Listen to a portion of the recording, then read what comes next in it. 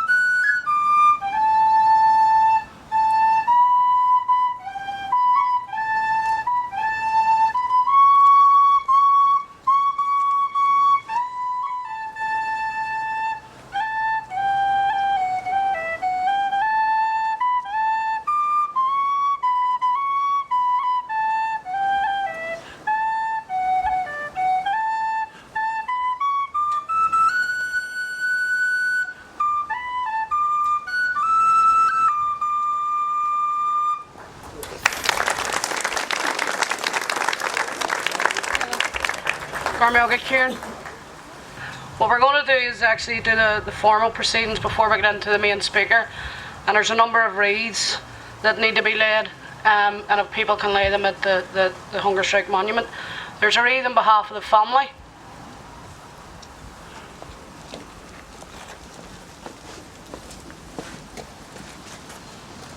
Belfast Brigade opening the herd.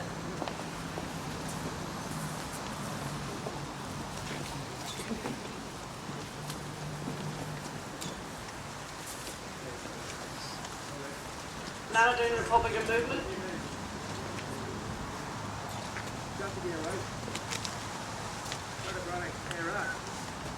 Roddy Claymore Show. Anderson's Republican Movement.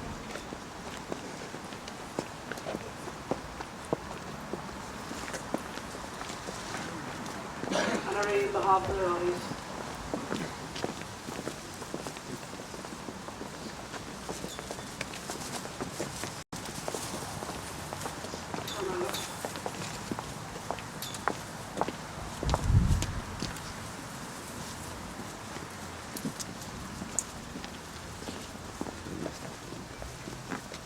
Everybody stand. Again, I'm going to ask for a minute's silence to remember Joe, but also all of our patriot dead, which will be followed by the lowering of the flags and a lament played by Kieran.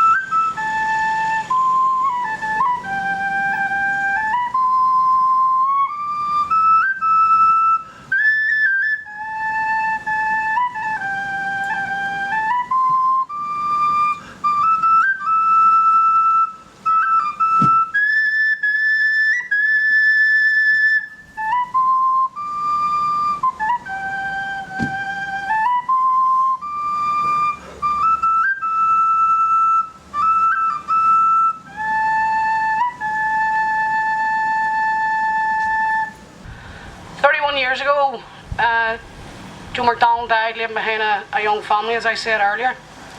I was 9 when the first hunger strike started, and as a young child, I think my parents actually, like a lot of the parents from this district, actually protected us from what was happening out in our streets. But I think as a 9-year-old and then as a 10-year-old when the second hunger strike started, the courage and sacrifice of them young men in the jails and our comrades in Armagh, but also the courage of people out on the streets actually shaped my political life. And I think it is important that there's a number of young people here. It is important that the courage, the dedication and the memory of our fallen dead, but especially Joe, because we're here to remember him tonight, lives on. And in the courage and the dedication that he had to the Republican struggle actually gives me the energy to continue to do what I'm doing. It shaped my political life, and you know, giants like Joe are actually behind me to ensure that I play a part in delivering that struggle for Irish unity. So I think it is important just on a personal point to say that. And tonight's speaker is actually no stranger to the people of Lenadoon and indeed to Belfast. He's a long-standing friend and comrade to many that is here. Raymond was on the first hunger strike for political status, and history has shown how the Brits reneged on the negotiations and the deal to end the protests in the jails. The Brits did renege on it, which led to the second hunger strike. Raymond is an MLA for Derry, and I was thinking about this during the week. I was trying to say a few words about Raymond without actually saying too much. I was trying to think of a few words to say about Joe without taking Raymond's speech. And one of the things that struck me is he is an MLA for Derry, and that in itself, I think, sends out a clear message that our prisoners were not and never will be criminals. And Raymond is still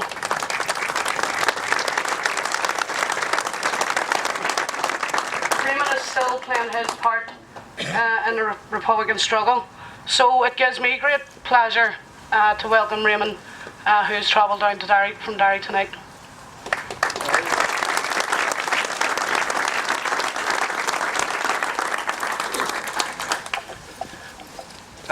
Gormagat Sue, and I found out tonight that Sue is claiming she's now 40, so that's something that I found out for the first time tonight, right? So it is, but while on Mara go all say honour more, August privilege more of Ian Shaw and not a Lord Air and Lab Marav Joe McDonald.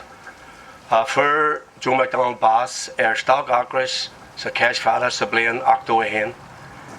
Thank you very much. It is indeed a great honour and a privilege to have been asked by the organisers of tonight's event to come here and say a few words. As we all know, this is the 31st anniversary of the death of Joe McDonald on hunger strike. Joe died in hunger strike in a prison hospital in Long Kesh on the 8th of July 1981. I'm also very conscious today is also the 31st anniversary of Fian John Dempsey, who also died that morning here in Belfast. I think it's always very uplifting and very heartwarming when you come to events like this and you see former prisoners, people whom I consider friends and comrades, and it's also very uplifting that when you come to occasions like this, you're in the presence of the families of the hunger strikers. Tonight we are accompanied well and in great company by Grady and her two children, Joseph and Bernadette, and by his sisters Eilish and Maura, and also his, Joe's brother Frankie, who was indeed in the H-Blocks at that particular time. And I'm also conscious that the family of Kieran Doherty is also here, and indeed it is most poignant and fitting that the Oran the Vein and the lament was played by the nephew of Kieran Doherty and named Kieran Doherty, and I think that in itself is very poignant and very fitting. I think when we come to events like this, where obviously this is a time that we remember, it is also a time that we should reflect, and for me it is also a time that we should rededicate ourselves to the many tasks and many challenges that we have to face indeed in life and as part of a political struggle. Obviously today, foremost in our thoughts is Joe McDonald, but when we remember Joe, it is difficult not to remember Bobby, Frank, Raymond and Patsy, Martin, Kevin and Kieran, Thomas and Michael, and indeed Frank Stagg and Michael Gahan, because those are the names that we all remember well, and be it as people who were in the prison at the time or people who were part of the wider H-Block Armagh collective movement, all designed to combat whatever attempts the British government would make to try and criminalise the struggle of which we were part. We knew by instinct, we knew by our actions, and we knew by everything that we did that we were political activists and therefore we were political prisoners. So in some sense, the policy of criminalisation was a folly, but nevertheless it was something which we had to confront, and not only did we have to confront, but what we found to our cost, that we had to lose 10 of our bravest friends and comrades, and indeed many, many more people, part of that H-Block Armagh struggle, lost their lives on the streets. And if the H-Block Armagh struggle can be encapsulated or reduced down to a number of things, and that's very, very difficult to do in such a seminal, such a significant part of our history, a significant part of our politics, and indeed a significant part of our personal lives. Then to me, two of the most enduring images, and those two images in many ways encapsulate that spirit. And the first of those images was in Derry, where I was born and raised. And that was Mary Nillis and 3-hour woman standing outside the Bishop's Palace, as it was called then, clad only in a blanket. And they were there to ensure that the wall of silence around the H-Blocks would be broken. And that took a lot of courage. Indeed, it took a lot of leadership, because in a place like Derry, steeped in the conservatism of Catholic faith, that was something very, very courageous to do. Indeed, they were vilified. Indeed, they were scorned for doing it. But they knew that by that action, they were bringing to the attention of the wider public, and indeed to the wider world, that there was a protest going on in the H-Blocks of Armagh. And you contrast that with the other image, and that is the image of the cortege of Bobby Sands leaving his Twinbrook home to Milltown Cemetery. And you see that image of just a mass throng of people. Thousands, indeed 100,000 people. So from if you like, that group of 4 women to 100,000 people, to me, encapsulate the spirit of the H-Block Armagh campaign. It was about individual courage, it was about individual leadership, and it was also about collective participation. And that's what the hunger strikers were, each in themselves, and Joe was a classic example of that. Joe McDonnell was a leader, he was full of courage, and he was fearless. So when the challenge was there for people like Joe to take up, he wasn't found wanting, and neither was the 9 other Republicans who died in hunger strike. So tonight, as we remember them and we reflect on their sacrifice, then we must also reflect on the road which we have travelled. And Sue has talked about that, and I have watched the political struggle. I've been part of that political struggle. I've been part of the many challenges which we have faced, and there is absolutely no doubt that many of the lessons, many of the things which we have learnt over the course of the last 30, 40 and perhaps even 50 years will all be around, and we'll remember the year 1981, because I think that was a year that we learnt many valuable lessons which we have carried forward. To me, the legacy of the hunger strike is both enduring and it is unfolding. And as we walk forward, and it's actually interesting that during 1981, Joe was a candidate in Sligo Leitrim, and it was last year, very, very poignantly and perhaps very, very fittingly, that Sinn Féin elected its first TD in that constituency. And I have absolutely no doubt, and I canvassed in that area, and many of the people who are to the forefront of that campaign, many of the people who have been active in politics in that area, all trace back to Joe standing in 1981 as their first entry into political struggle and the political arena. So tonight, as we remember and we reflect, it is also a time to recommit ourselves and rededicate to the many tasks ahead of us. All of us are individuals. All of us have many, many tasks that we face in life, in political struggle. But the one thing that we must be certain of, and the one thing that we have to be very, very sure about, is that if we are ever going to say, if we are ever going to look back in that period of which we were all participants, that period of which we all suffered great loss, then we must ensure that the sacrifices made by the hunger strikers, the sacrifice made by their families, the sacrifice made by their friends, and the sacrifices of many, many other people that we include in our Patriot Dead, that the only fitting tribute, the only sort of way that we can look back and say all that we have travelled, all the paths that we have carved out, all the challenges that we have faced, we're all about bringing about national unity, bringing about a national democracy, to open up the space in which we can establish a socialist republic. And it is then that we can look back and we can look to the dedication, we can look to the courage, and we can look to the selfless sacrifice that people like Joe McDonald possessed, and possessed with great dignity and great courage. So as we leave here tonight, obviously mindful of our great loss, but we also should celebrate the fact that people like Joe McDonald was our friend, he was our comrade, and for his family he was a loving husband, a devoted father, a courageous brother, and the many, many other things that he was to our people. But to us, the prisoners in the H-Blocks, and to the women in Armagh, he was at the vanguard of the struggle. And despite, and we all know, the great political successes, we know the great road which was travelled to ensure that the policy of criminalisation was smashed. We can't strip away, and we can't deny, nor will we ever deny, the fact that Joe McDonald, Bobby Sands, Francis Hughes, Patsy O'Hara, Raymond McCartney, Martin Hurston, Kevin Lynch, Kieran Doherty, Thomas McAwee and Michael Devine died to make Long Kesh and Armagh a better place for us, and for that we will forever be grateful. Guru Mila Mai Ogaf.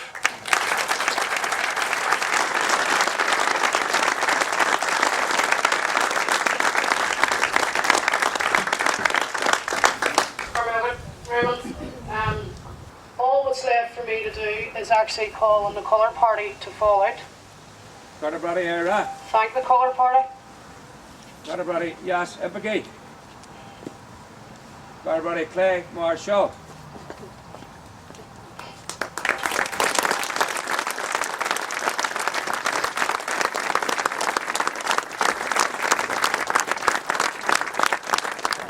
It's always a great honour and a privilege to be asked to come to events in and around commemorating the hunger strike, and in particularly it's a great honour today to be asked to speak on the 31st anniversary of Joe McDonald's death. Joe was someone whom I knew very well. I was on the wing with him, and I got to know his wife Grady very well during that period. So coming here tonight, particularly among Joe's family, also among many people who were his friends and comrades, indeed, who are my friends and comrades, I am absolutely honoured and indeed privileged to have spoken a few words tonight to try and do some justice to the type of person that Joe McDonald was, and the type of person that the other 9 hunger strikers were as well. I think one of the important aspects, indeed very pleasing aspects of it, is the number of young people who come to these events and attend our events.